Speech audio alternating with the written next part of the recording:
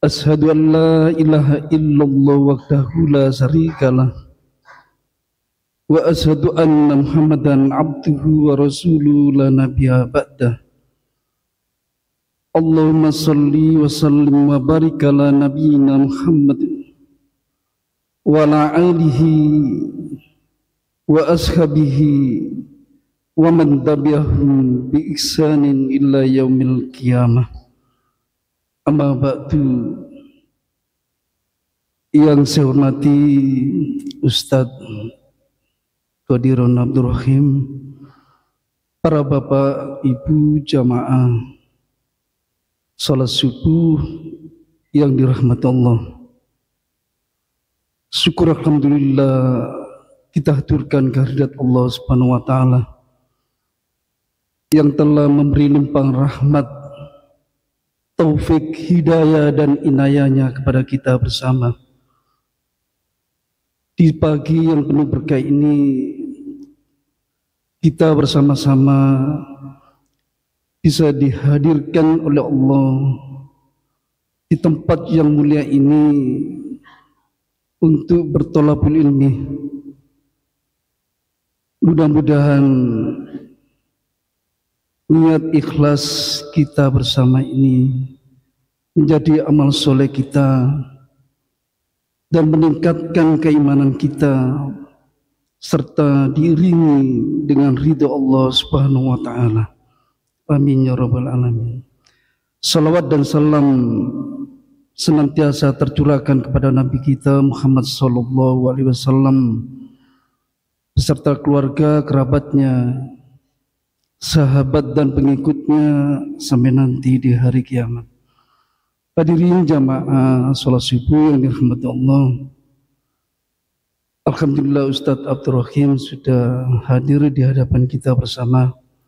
Untuk itu mari kajian pagi hari ini kita buka bersama-sama dengan bacaan basmalah. Bismillahirrahmanirrahim. Selanjutnya kepada Ustadz Abdul Rahim. Alhamdulillah, alhamdulillah alladzi anzala sakinata fi qulubil mu'minin liyazdadu imanan ma'a imanihim. Asyhadu an la ilaha illallah wahdahu la syarikalah wa asyhadu anna Muhammadan abduhu wa rasuluh. Allahumma salli ala Muhammad wa ala alihi wa sahbihi wa sallim ajma'in, amma ba'du. Para jamaah rahimakumullah, Bapak Ibu, saudara-saudara, saya minta maaf,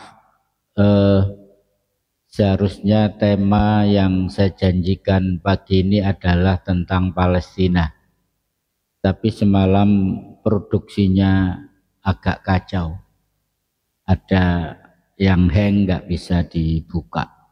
Saya ganti tema yang baru. Kalau boleh diberi judul mewaspadai munculnya generasi yang buruk. Ini juga penting untuk dibahas. Mewaspadai munculnya generasi yang buruk. Kira-kira gambari generasi buruk ya seperti inilah kira-kira. Ini yang diminum bukan teh botol sosro, tapi yang diminum ini sesuatu yang memabukkan. Baik, saya awali dari landasan tema ini, yakni firman Allah di dalam surat Maryam, surat 19 ayat 59. Bismillahirrahmanirrahim. Fa khalafa min ba'dihim khalfun ada'us shalah wattaba'us syahawat fasawfa yalqauna ghayya. Kemudian datanglah setelah mereka fa khalafa min ba'dihim khalfun, maksudnya datanglah setelah mereka itu generasi yang buruk. Itu ada makna tersembunyi generasi yang buruk yang dimaksud. Generasi yang buruk itu indikatornya ada dua. Yang pertama ada ussolah, mengabaikan sholat. Ada ussolah itu kalau kita membaca tafsirnya, pertama meninggalkan sholat, kemudian tidak melakukan sholat tepat pada waktunya, kemudian tidak juga sholat berjamaah. Jadi kategori ada ussolah. Yang paling parah adalah meninggalkan sholat. Jadi generasi yang muncul itu pertama suka meninggalkan sholat. Wattaba'us syahwat. Yang kedua mengikuti syahwatnya atau hawa nafsunya. Syahwat itu kalau dalam bahasa Inggris itu diterjemahkan drive. Maknanya keinginan pribadinya. Jadi orang beriman itu keinginannya dibatasi oleh nilai-nilai ajaran. Tapi ini kalau mengikuti syahwat itu artinya ya mengikuti kepentingan pribadinya. Semua untuk pribadinya. Fasaufa yalqauna ghayya. Maka mereka kelak akan tersesat. Jadi kalau diurut para jamaah, orang yang meninggalkan sholat itu pasti ada penyimpangan. Innas sholata tanha anil faksya'i wal munkar. Sesungguhnya sholat itu bisa mencegah perbuatan keji dan mungkar. Ketika orang itu meninggalkan sholat, maka daya cegahnya ini hilang. Maka dia akan melakukan perbuatan maksiat. Salah satunya adalah mengikuti syahwat itu tadi. Lah ayat ini ditafsiri oleh hadis sahih riwayat Imam Ahmad. Ibnu Hibban juga meriwayatkan dan Imam Al-Hakim. Jadi hadis ini menjelaskan ayat tadi, surat Maryam tadi. Nabi mengatakan yakunu khalfun mim ba'di sittina sanatan. Akan datang suatu generasi sesudah 60 tahun. Jadi sesudah 60 tahun dari tugas kenabian Nabi. Lah makna 60 tahun itu ada yang memaknai letter luck. Berarti setelah Nabi wafat 60 tahun kemudian muncul generasi ini. Ada yang mengatakan jumlah yang 60 tahun itu dianggap jumlah yang panjang. Jadi ya jauh setelah Nabi wafat. Tidak persis 60 tahun dalam makna letter luck-nya. Dia menafsirkan itu. Jadi yakunu khalfun mim ba'di sittina sanatan. Ada ussola wattaba'us syahawat fasaufa yalqauna ghayya. Nabi mengulang ayat tadi. Jadi setelah waktu yang panjang, setelah kenabian sudah selesai, Nabi wafat, itu ada generasi yang buruk yang meninggalkan sholat, memperturutkan hawa nafsunya, maka mereka akan menemui kesesatan. Summa yakunu khalfun, kemudian datang lagi suatu generasi yang buruk, datang lagi periode berikutnya. Yaqra'unal Qur'an la ya'duna taraqiyahum. Mereka membaca Al-Qur'an tetapi hanya di kerongkongan, di mulutnya saja. Ini kalau dihubungkan dengan riwayat-riwayat yang lain, orang yang membaca Al-Quran hanya sampai kerongkongan saja, tidak sampai pada memaknai dan mengamalkan, itu nanti alamatnya ke sekte. Sekte ini namanya Khawarij. Jadi orang Khawarij itu membaca Al-Quran tapi di mulutnya saja. Lah orang Khawarij itu nanti kalau kita peka, saya belum berani ngomong sekarang, sekte Khawarij itu berkembang dan sampai hari ini bercokol termasuk di Republik ini. Itu orang Khawarij. Nanti ciri-ciri orang Khawarij itu suka mengkafirkan orang. Jadi terjadi satu kisah. Jadi orang Khawarij itu Pak juga tahajud, juga banyak yang hafal Quran waktu itu.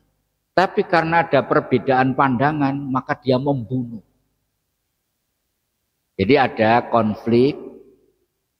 Ini bagian dari materi saya tentang apa itu Khawarij.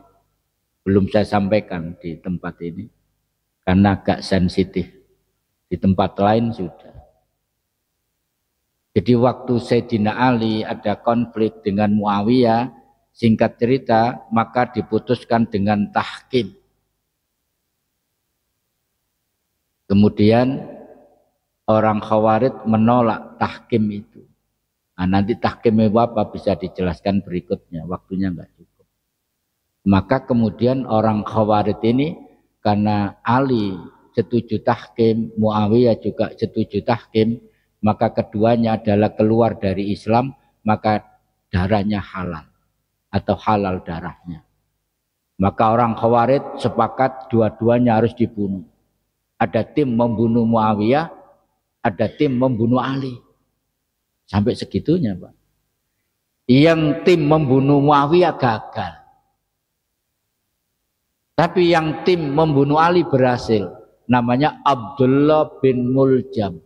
Hafal Quran, nggak pernah telat tahajud, baduke ireng, tapi karena berbeda pandangan harus dibunuh Ali. Sholat subuh membawa pedang, pedangnya dilumuri racun yang paling mahal. Begitu sholat subuh di belakang Ali, di tengah sholat ditikam dari belakang Ali. Sayyidina Ali kemudian wafat. Itu orang Islam yang kalau berbeda pendapat suka mengkafirkan dan suka membunuh zaman itu. Lah Khawarij hari ini belum sampai membunuh karena belum punya kekuatan. Nanti kalau berkuat membunuh dia. Karena otak pikirannya dari sononya seperti itu. Makanya ini perlu diwaspadai. Munculnya. Nah ini yang disebut oleh Nabi. Dalam sejarah Khawarij itu sejak zaman Nabi sudah muncul. Nabi itu diprotes, dianggap tidak adil membawa ghanimah. Dituding itulah nanti yang anak turunnya menjadi Khawarij.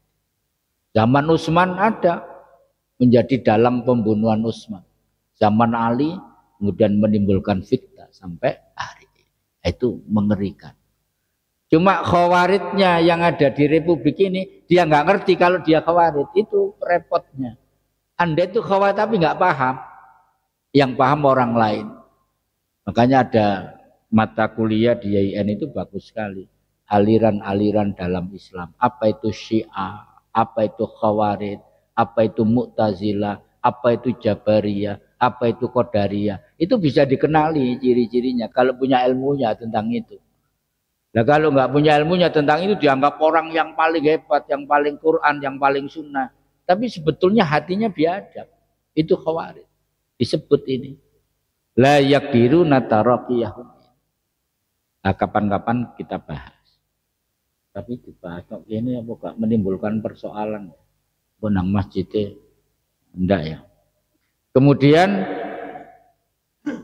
yang berikutnya wa yaqra'ul Qur'ana salasatun. Saya itu pernah jadi perokok berat. Ya Allah. Sejak di pondok itu merokok. Wong kiai ini rokokan kok. Pemane muridnya. Enggak apa-apa rokokan di pondok saya waktu itu. Ini tahu di Malakate di Pak mantu kiai sana. Rokok sedut gawaya Pak padahal tuku eceran ya. Saya berhenti merokok itu semester 4 kuliah. Kenapa? Karena ada wanita yang saya cintai itu nggak suka rokok. Aku langsung leren. Lho ngono lho gak sida dadi bojoku tuwas leren rokok anakku. Iya. Wis tuas korban itu. Tapi saya sakit memang sampai batuk darah. Di samping itu tadi yang kuat bahwa infonya anak ini apa yang paling pinter di kampus saya. Sampai aku berkorban skripsi tak gekno. Lah wis. Bendina aku eling areke cenut. Begitu saya lamar mau, alhamdulillah gelem. Diwurungno ambek ibuke. Karena ibuke sudah mengantongi calon pegawai negeri, laku swasta nasional. Kalah. Ayo ceritane. Miras. Miras itu sudah sekarang agak bebas penjualannya. Makanya kita harus peka, Pak. Kalau bisa lingkungan kita itu, kalau Sidoarjo itu ada perda dilarang menjual minuman keras kecuali di tempat-tempat tertentu, di hotel misalnya. Saya sempat protes ke Indomaret loh. Loh Mas, perda kan gak oleh Mas. Iki kok ono berbintang yang bentuk kaleng. Loh Pak, ini 0,2 alkoholnya. Iya namanya miras tetap nggak boleh. Nah, kita harus peka itu. Lah sekarang warung-warung kopi itu Pak, kalau malam metu mirasnya. Saya sudah cek, saya riset itu. Di pasar Krian itu, kalau jam 11 malam ditawani kopi apa miras. Sudah terus serang. Adik sing nunggu menor-menor, bibir sak tebel sak senti, medeni lah. Ya aku karena ingin membuktikan saja. Kopi aja Mbak. Itu nanti berkembang Pak. Jadi transaksi seks. Nanti mainnya di Bungurasi. Bungurasi sudah menjadi pusat pelacuran. Saya sudah kontak teman saya itu kepala parkir, premannya itu teman saya. Namanya Abdul Karim, kurang apa. Hamba yang baik itu. Jadi premannya Bungurasi itu. Teman saya SMA. Saya tanya, bro, iki ya apa bungur kok dadi ngene iki? Iku ceritane biyen gak oleh. Berhubung aparat disuap kabeh. Bebas sekarang. Walaupun kos-kosan, penginapan milik penduduk wis dipakai. Bebas sudah. Nah itulah ngerinya sekarang. Nanti berkembang jadi narkoba sampai ke kampung-kampung ada anak yang ditangkap narkoba. Dan ini memang by design narkoba ini. Jadi memang ada kesengajaan negeri kita itu negeri yang paling empuk pasar narkoba. Kenapa? Karena kalau bandarnya ketangkep, hukumannya ringan, bisa nyuap keluar. Dan yang diimpor, diselundupkan dari Cina, dari Tiongkok, itu bukan kuintal, berton-ton, ratusan ton, Pak. Kalau sampai tahu, sehingga negeri ini darurat narkoba. Lah siapa pertahanan terakhir supaya anak-anak tidak kena narkoba? Keluarga. Sekolahan nggak menjamin, Pak. Sekolah. Lingkungan apalagi? Jam sekian warung kopi masih buka semua, laki perempuan. Saya tadi ke sini itu, di sana itu kan ada, di Jalan Masjid itu kan ada apa? Karaoke. Saya kesini pas keluar Pak, laki-laki gonceng purel mungkin. Jadi katok mau mepet gini. Jadi ketok putih tak keting tak jarno, kate tak salib eman. Nah itu, insyaallah. Yo gak ngono masa aku potongane ngono rek. Pewanter dia. Masya Allah. Jam sekian loh Pak, baru keluar. Ini gimana ya perizinannya itu? Tadi mungkin pulang. Ya aku cerita ini aja diparani. Mana alamatnya Pak? Enggak usah. Baik. Nah, berikutnya. Ini Pak, generasi kita potretnya. Saya tutup biar tidak terlalu merangsang jenengan ini. Pacaran. Sampai tahu Pak, pagi ini di taman di mana? Di Kenjeran itu Pak. Nanti jam 6. Itu ada ratusan kondom Pak. Tukang sapu itu kalau bersih. Di Kenjeran itu Surabaya. Sehingga data resminya, ini data lama 4 tahun yang lalu, anak SMP di Surabaya yang tidak perawan itu 67%. Makanya kita itu harus hati-hati mengelola anak kita itu. Jangan sampai anak kita itu belakraan. Sampai hari ini saya tidak pernah mengizinkan anak saya itu nginep di rumah temannya. Apalagi nginep di kos-kosan temannya. Saya belum berani. Anak perempuan ya. Kalau anak laki-laki begini ini nanti di Embong Malang sana jualan pakaian bekas. Mulai malam sudah main TikTok jualan. Tak jarno lanang. Ingin punya kuliah sambil kerja silakan aja. Tapi kalau perempuan, makanya anak saya itu ada 2 orang yang minta izin ke saya, Bi, aku boleh nggak pakai cadar? Saya tanya apa alasan? Anak saya itu subhanallah cantik-cantik itu masalahnya. Nek Tamara Blanchiski sih di bawah 1 digit dengan anak saya. Alasanmu apa kamu pakai cadar? Anak pertama diminta suaminya di Solo karena suaminya aktif di pondok. Di pondok itu ada tradisi menutup auratnya itu pakai cadar. Ya kalau itu hak suamimu, karena kamu sudah berkeluarga, yaitu urusan suamimu. Izinnya suami, bukan saya. Yang terakhir itu baru masuk di Mahatumar, milik Muhammadiyah itu. Saya tanya, kenapa kamu tiba-tiba kok izin pakai cadar? Aku di kelas itu jadi perhatian. Semua wajah-wajah itu melotot ke saya. Ono sing motone kate mencolot barang. Wah, kalau itu lebih menyelamatkan mereka, juga menyelamatkan kamu, silakan pakai cadar. Anak saya yang terakhir. Nah, itu. Kalau tak tunjukkan foto nih, sampai pengen nempel mantu kabeh wong sampeyan iki. Nah, kemudian coba ini berita ya, ini berita agak lama tapi pria ini lakukan aborsi dengan injak-injak perut pacarnya. Pacaran, hamil, bingung, gimana aborsinya? Sepakat diinjak kandungannya, perutnya, keluar bayinya, tapi mati. Kedua, perempuannya mati. Itu kasus di Krian, Sidoarjo. Bayangkan. Ini mantan pacar bunuh Sarah yang bergelang Java Jazz karena sakit hati. Mayatnya ditaruh di Bintaro, di tol Bekasi. Itu anak muda cara menyelesaikan masalah, diinjak-injak sampai mati, membunuh pacarnya karena sakit hati. Itu cara solusinya. Mengerikan kan? Ya.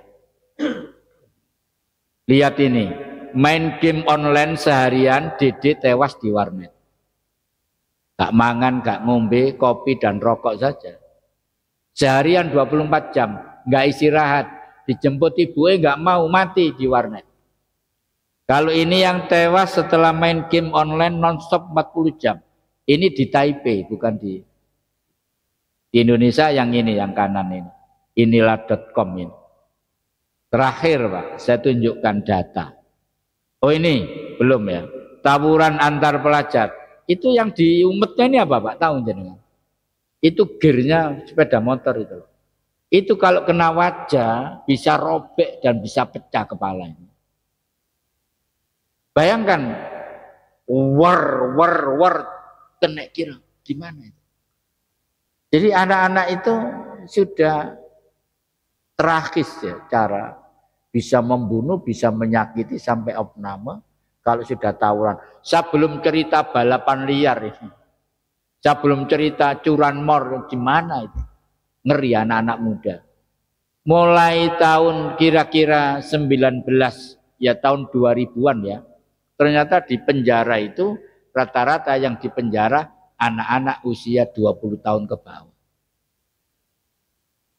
Hampir 80%. Dan kasusnya kalau dilihat pertama narkoba, yang kedua curanmor. Itu anak muda semua. Sampai kalau mendengarkan suara Surabaya, saya dengarkan 1 jam sudah 5 motor hilang. Hilang di kos-kosan, dia baru. Malah yang lucu, saya baru parkir 10 menit di rest area. Ternyata ban mobil saya kanan kiri sudah hilang. Diganjel paving. Jadi rest area dikeduk pavingnya, diganjel. Itu saya bisa memahami kenapa ketika saya nambal ban itu ada kuncinya grek itu cepet, nggak ada 1 menit. Iya kan? Pernah lihat Pak? Pakai nggak pakai kabel itu, pakai apa itu? Das itu ya. Nah itu kan bawah itu kan enteng Pak ke rest area. Makanya hati-hati kalau ke rest area, jangan makan terlalu jauh dari tempat parkir. Kalau saya itu nggak suka ke rest area itu, nggak enak, mahal-mahal kan. Jadi saya bontot begitu, nggak tepak, berhenti makan di masjid. Lebih enak masakan istri saya kok daripada di rest area. Mahal kan. Nah ini pengiritan dan pengeretan ini. Nah ini Pak yang hari ini sekarang ini Pak, yang lagi tren ketika Indonesia darurat judi online. Judi online itu menurut Kompas TV, kompas.com yang saya baca, tahun 2024 ini tembus perputarannya itu 600 triliun. 600 triliun itu nek ditukokno dawet kota Madya Surabaya ki banjir. Bapak-bapak tahu siapa yang terlibat? Indonesia ini pemerintahnya itu salah kebijakan. Yang ditutup websitenya untuk main judi. Kata peneliti dari kompas.com, 1 orang bisa bikin 1000 website tiap hari. Mestinya yang ditutup adalah rekening yang dipakai transaksi untuk judi online. Dan seluruh bank terlibat dipakai transaksi termasuk bank syariah. Ngeri kan? Semua main judi online itu pakai bank syariah. Nah kemudian yang menarik, yang perlu diwaspadai, ribuan anak di bawah 11 tahun main judi online. Ini data PPATK, Pusat Pelaporan dan Analisis Transaksi Keuangan, mengungkapkan kasus anak di bawah umur 11 tahun bermain judi online sepanjang tahun 2024. Di bawah 11 tahun itu usia SD kelas 4 atau kelas 5 lah. Lihat ini Pak data usia, jumlah transaksi. Usia kurang dari 11 tahun, berapa anak yang transaksi judi online? 1160. Dengan total nilai transaksinya 3 miliar. Bukan juta Pak, miliar. Anak SD lo main judi online gimana ini? Gimana orang tuanya itu? Ngeri kan? Usia 11 sampai 16 berarti SMP, SMA ya, kelas 1 lah. Berapa yang main 4.514? Nilai transaksinya 7,9 miliar. Usia 17 sampai 19 tahun ini SMA ini. Atau perguruan tinggi kelas semester 1, 2 ya. Berapa yang main 190, 380.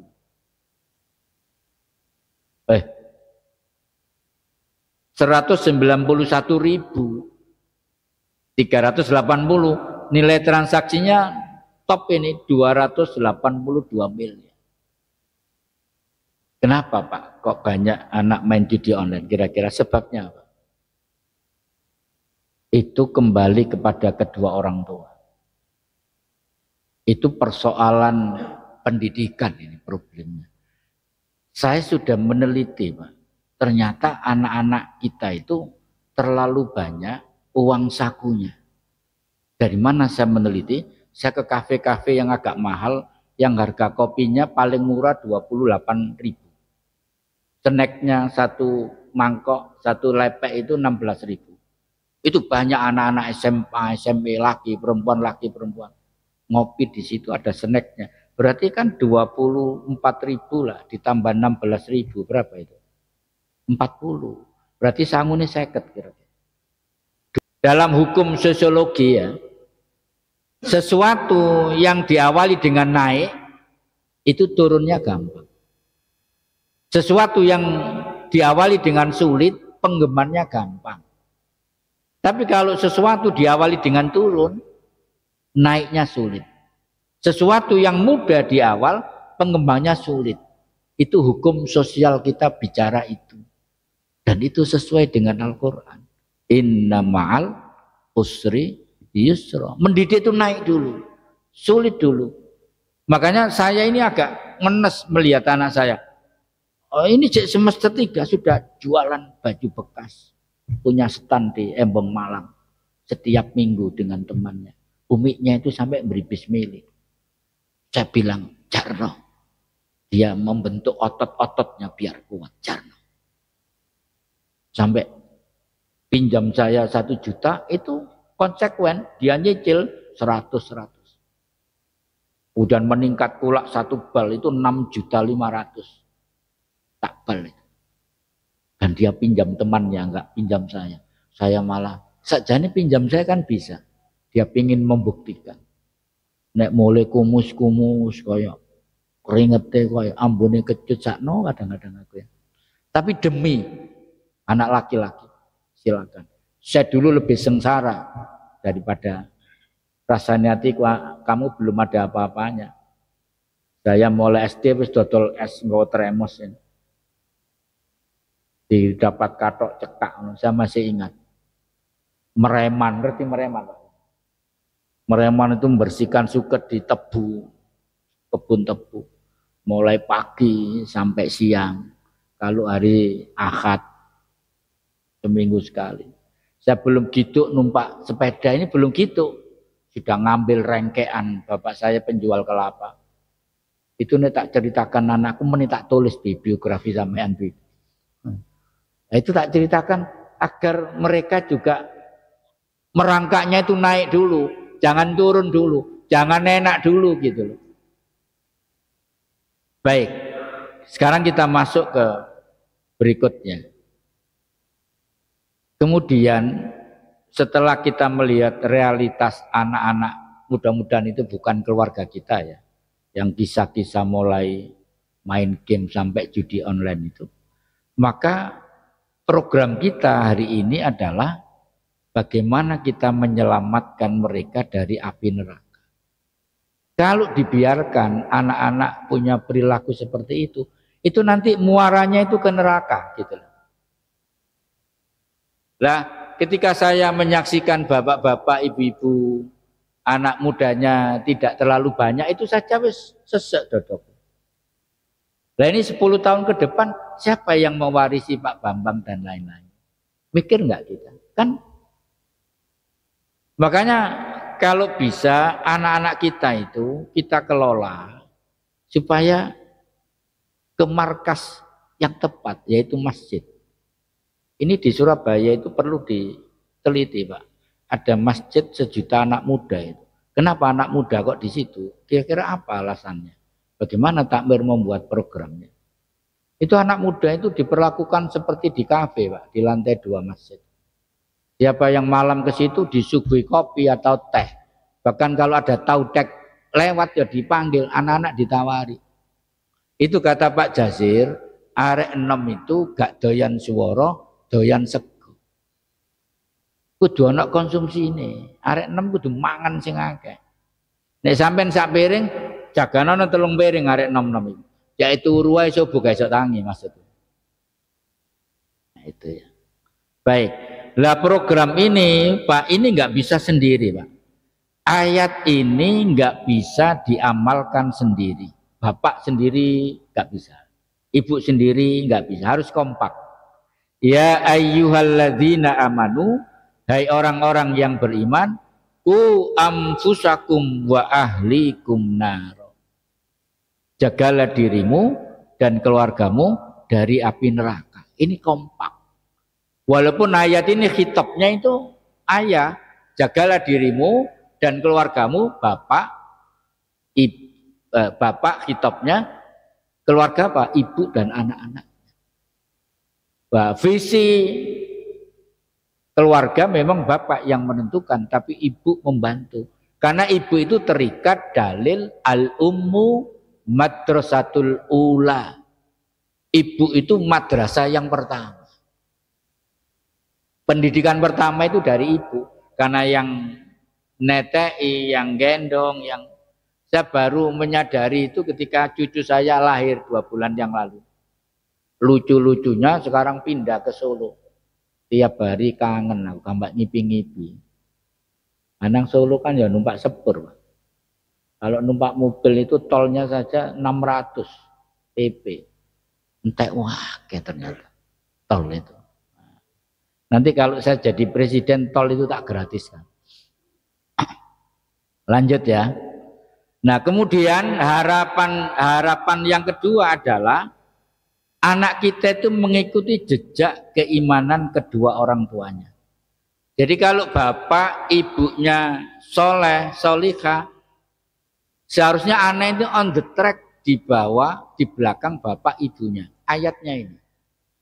Walladzina amanu, orang-orang yang beriman, wattaba'athum dzurriyyatahum biimanin, beserta anak cucu mereka yang mengikuti mereka dalam keimanan. Jadi anaknya itu mengikuti jejak bapaknya, ibunya yang diikuti keimanannya, kesolehannya. Maka kalau itu terjadi, alhaqna bihim dzurriyyatahum, kami pertemukan mereka dengan anak cucu mereka di dalam surga.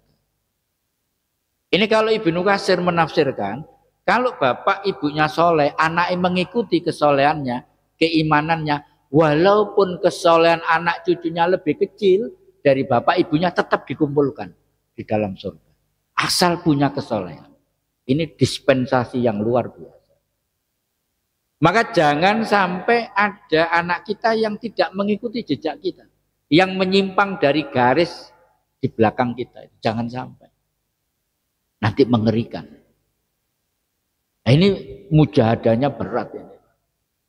Bayangkan ya, membangunkan anak sholat subuh berjamaah itu bukan persoalan kecil. Itu yang saya alami. Nggak tahu kalau jenengan. Saya keluar gini ini kan, saya 2:30 sudah mandi. Ya, kadang sholatnya saya tambah di sini, witirnya kadang kalau nggak nutup. Berarti anak saya belum bangun kan. Rasanya sholat tahajud, Pak, berat. Sholat subuh itu berat. Nah kalau saya keluar begini, yang bangunkan uminya itu lebih berat lagi. Isok 10 kali baru bangun. Kadang istri sudah di musola itu balik lagi pulang. Karena musola saya itu kan mepet rumah. Balik lagi pulang loh. Mau tangi kok turu mana? Ini butuh kesabaran.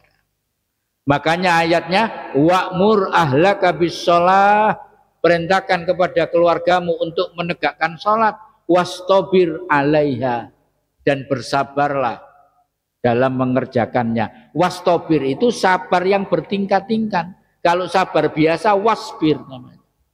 Jadi Quran sudah bicara itu tentang beratnya bagaimana kita mendidik anak. Berat memang. Itu harus kita lakukan. Karena surga itu memang nggak murah. Siapa bilang surga murah? Berat. Nggak murah. Nggak gampang. Ya itu tadi. Pasti kalau kita berat dulu, pasti akan enak ke depan. Nah ini sudah darurat ini anak-anak kita. Baik. Saya lanjutkan. Para jamaah sekalian, kalau boleh saya memberikan uswah, bagaimana sih supaya kita ini sukses mendidik anak, ada contoh di dalam Quran. Namanya Luqman Al-Hakim. Luqman itu manusia biasa, budak, kulitnya hitam, badannya pendek, pekerjaannya tukang kayu. Bayangkan, nggak ada alasan kita ikulah Nabi yang kayak contoh. Nggak ada, ini manusia biasa. Tapi namanya diabadikan dalam Al-Quran sejajar dengan Nabi. karena mereka berhasil mendidik anaknya. Ada 4. Pertama, wa idz qala Luqmanu li ibnihi wa huwa ya'iduhu ya bunayya la tusyrik billah. Ini yang pertama. Wahai anakku, jangan sekali-kali kamu melakukan dosa syirik, mempersekutukan Allah. Inna syirka la zulmun azim. Karena sesungguhnya syirik itu kezaliman yang besar. Jadi pertama tauhid. Ini yang kedua. Ya bunayya aqimis sholat. Pendidikan ibadah, sholat. 7 tahun diajak sholat, 10 tahun nggak mau sholat, kasih punishment. Fadribuhu kata Nabi. Pukullah. Sholat. Jadi pendidikan tauhid, pendidikan ibadah. Yang ketiga, wa'mur bil ma'ruf wanha 'anil munkar. Dan suruhlah manusia mengerjakan yang baik dan cegahlah mereka yang mungkar. Ini kalau ditafsirkan dalam konteks mendidik anak begini Bu, Pak. Yang dimaksud wa'mur bil ma'ruf itu kalau ditarik dalam konteks edukasi. Anak kita itu harus punya mindset gini. Kalau dia minta sesuatu, bapaknya kok tidak mengizinkan, berarti itu buruk bagi dia. Kok ibunya tidak mengizinkan, itu berarti buruk. Anak kita harus punya mindset itu. Bahkan bapaknya diam saja, anak yang baik itu, dia sudah merasa, ini nggak baik, kayaknya Abi gak mengizinkan. Atau dia mau izin itu berpikir 1000 kali, kalau ini rasanya Abi saya nggak setuju lah kalau ini. Kalau anak kita seperti itu sudah top markoto. Belum izin sudah membayangkan. Kalau yang begini ini nggak setuju. Kalau yang begini uminya pasti nggak setuju. Tapi kalau begini, misalnya anak ini bagi saya minta kapan itu diajak. Anak saya itu guru privat ya. Privat Al-Quran itu. Tapi lembaganya di Jakarta sana. Namanya Alif Iqra Foundation. Muridnya sampai Citraland sini. Jadi karena anaknya itu akrab, itu anak-anak. Jadi anak kecil tapi pakai bahasa Inggris pengantarnya. Anaknya sangat senang. Anak saya itu nggak tahu ya, dicintai anak kecil. Makanya dulu ketika dia milih PAUD, aku setuju.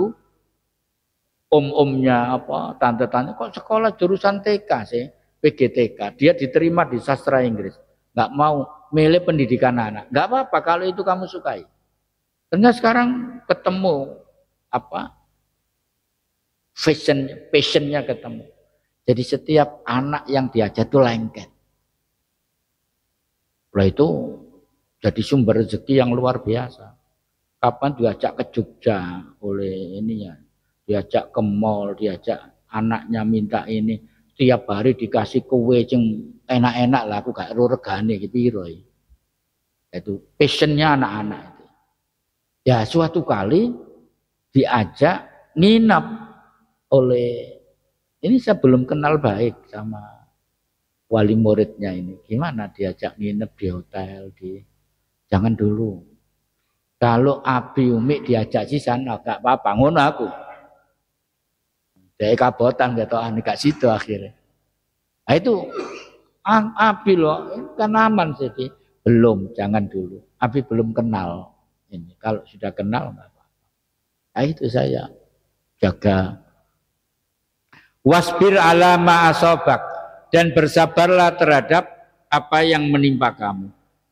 Sabar itu Pak, kalau dalam bahasa psikologi diterjemahkan emotional cohesion. Di Amerika itu ada penelitian, ada dokter itu jadi anak buahnya master.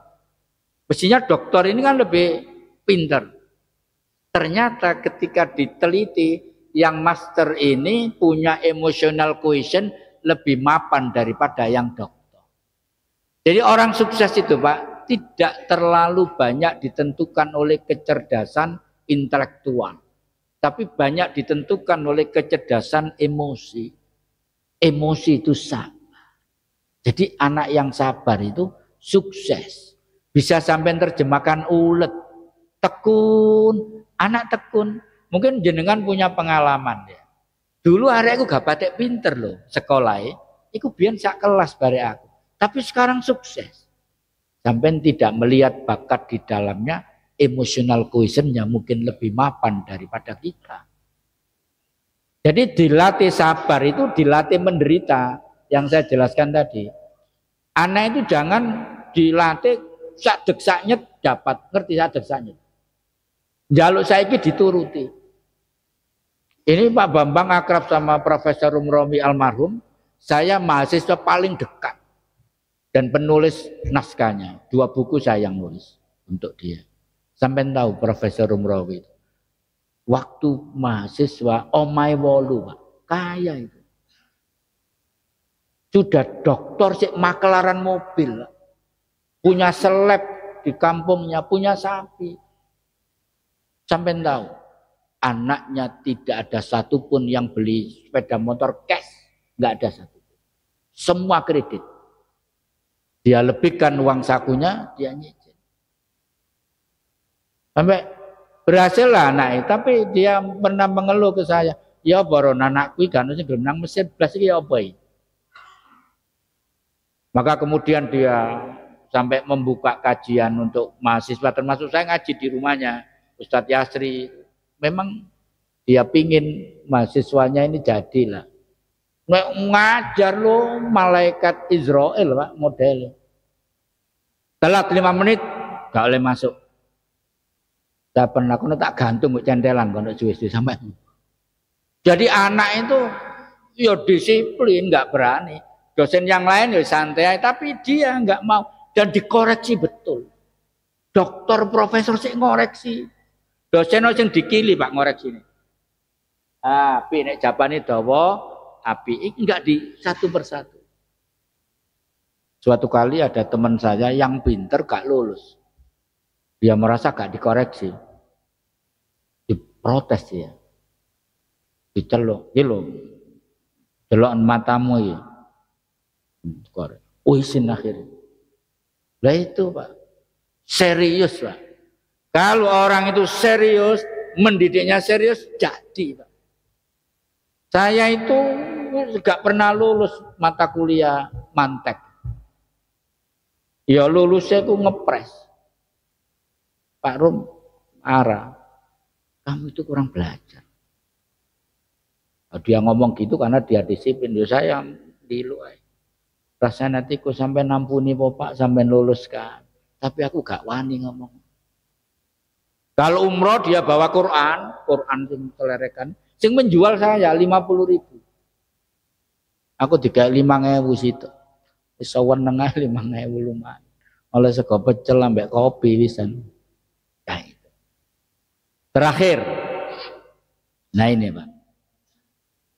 Lah ultimate goalnya, tujuan akhirnya para jamaah sekalian, ini pernah saya sampaikan kalau nggak salah.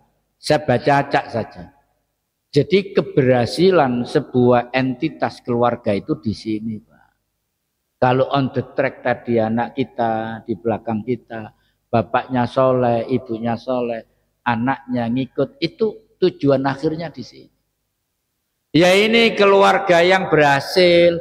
Jangan diukur di dunia keluarga berhasil. Anak insinyur di luar negeri, tetangga saya itu anak pertama di Belanda, anak kedua di Italia. Seorang mengatakan sukses kabeh. Ternyata bapak mati besok mulai. Kemarin menikah di Belanda, nikah nang kono besok mulai selamatan nang omah ngetokno buruan. Jadi bahasanya orang landi kemantene nok Belanda. Dan di sana ternyata jual kue. Lah nek jual kue nang gone wiyunge ya akeh bro nek ngono apa nang Belanda doe rasane. Nah, sukses itu di sini saya bacakan. Jannatu adnin, yaitu surga Aden. Yadkhulunaha, mereka masuk ke dalam surga itu. Wa man sholaha min abaihim, beserta bapaknya yang soleh, jenengan Pak, bapak masuk. Wa suwajihim, istrinya, ibu. Wa dzurriyyatihim, anak cucunya. Loh, ini kan rombongan toh. Ya ini Pak, sukses itu di sini. Jangan dibatasi di dunia. Wong di dunia hanya singkat. Wal malaikatu yadkhuluna alaihim min kulli babin. Dan malaikat-malaikat masuk ke dalam surga itu melalui beberapa pintu. Salamun alaikum bima sabartum. Malaikat kemudian mengucapkan salam, selamatnya bagi kamu sekalian, bapak, ibu, anak. Ini berkat kesabaran kamu. Tadi emotional question tadi, sabar.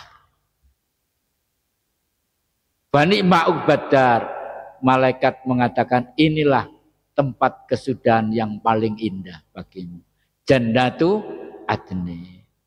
Para jamaah, ini yang bisa saya sampaikan. Mohon maaf tidak ada tanya jawab.